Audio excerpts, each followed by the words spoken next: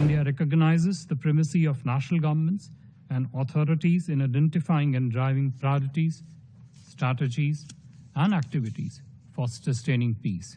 The threat posed by terrorism needs a unified voice from the international community.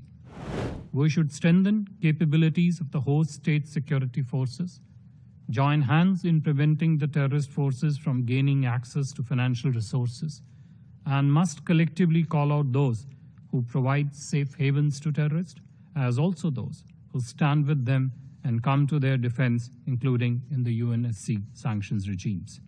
UN peacekeeping operations commenced 7 decades ago as relatively simple, largely unidimensional missions designed to keep the peace and to facilitate political processes aimed at finding lasting solutions to conflicts.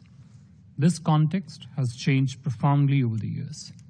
Today, both the political and security environment, as also the nature of conflict, have undergone paradigm shifts. It has become more complex, uncertain, volatile, and ambiguous. Conflicts are far more fragmented, with the participation of non-state actors, including armed militias, terrorist and organized criminal groups, in many instances with political support. Technological advances have also contributed to the changing nature of such conflict in many ways. Terrorist and radical extremist groups have unprecedented access to various technological tools to incite, do propaganda, and undertake recruitment, as well as for the purchase of weapons and funding of illegal money transfers. Conflict theaters are often characterized by breakdown in the rule of law, absence of effective state institutions, proliferation of illicit economic activities, and illegal exploitation of natural resources. These factors are also manipulated by terrorist and radical groups to serve their nefarious objectives. In such a complex setting, UN peace operations are often burdened with objectives that go beyond traditional mandate of peacekeeping.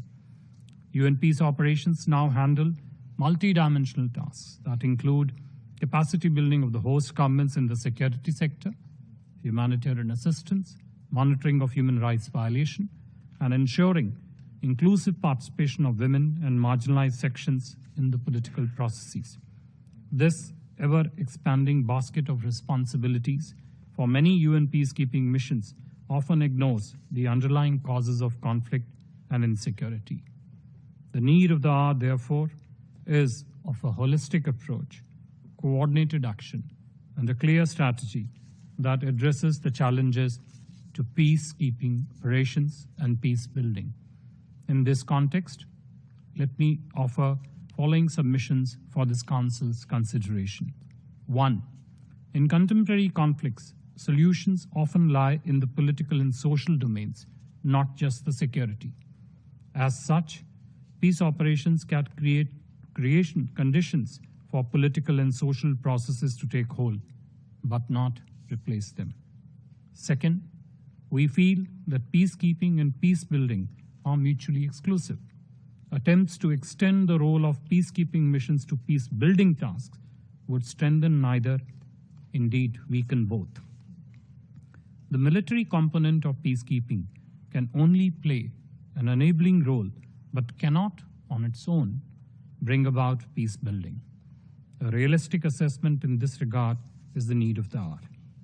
Third, when it pertains to Africa, solutions anchored in African regional organizations are given a priority and is a good road ahead for resolution of many contemporary armed conflicts. Fourth, India recognizes the primacy of national governments and authorities in identifying and driving priorities, strategies, and activities for sustaining peace. What is needed is to work closely with member states in line with their national requirements and needs, rather than advocate prescriptions and solutions from outside. Fifth, as the world's largest democracy, we are convinced that representative and inclusive governance structures will help stabilize peace, safeguard fundamental rights, protect rule of law, and make governance representative, transparent, responsive, and people-centric. We need to encourage nurturing such governance structures in countries in conflict settings. This also requires giving them both the time and space they need to deliver efficiently. Sixth, gender sensitivity and inclusivity in governance and security sector strengthens nation building. Similarly, creating an environment that provides opportunities for youth to grow out of conflict cannot be overstressed.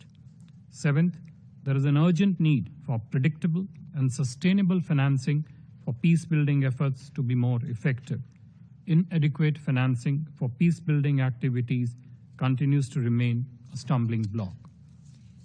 Last but not the least, the threat posed by terrorism, as also highlighted in Presidency's concept note for this debate, needs a unified voice from the international community. We should strengthen capabilities of the host state security forces, join hands in preventing the terrorist forces from gaining access to financial resources, and must collectively call out those who provide safe havens to terrorists, as also those who stand with them and come to their defense, including in the UNSC sanctions regimes.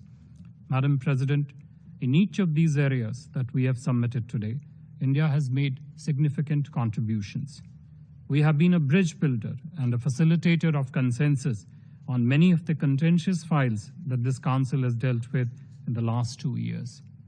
We have strongly advocated for keeping the peacekeeping mandates objective, well-defined, and focused. Indian peacekeepers, nearly 5,800 military and police personnel, are today deployed in 9 out of 12 active UN peacekeeping missions. We have also been an active member of the Peace Building Commission since its inception. We have always played a constructive and significant role in the context of peace building through our extensive development partnership with countries in the Global South, including in Africa. The India-UN Development Partnership Fund, which was established in 2017, has grown in a short span of last 5 years to a portfolio of 66 development projects in partnership with 51 developing countries, including 17 member states from Africa. In conclusion, Madam President, let me reiterate that India's contribution to UN peacekeeping missions and our partnership with Africa is based on building instruments of empowerment that would enable Africa to find African solutions to African challenges. India has committed concessional loans of over $12 billion to various projects in Africa since 2015. India will continue to be a force multiplier for all peace-building efforts, particularly for our brothers in Africa.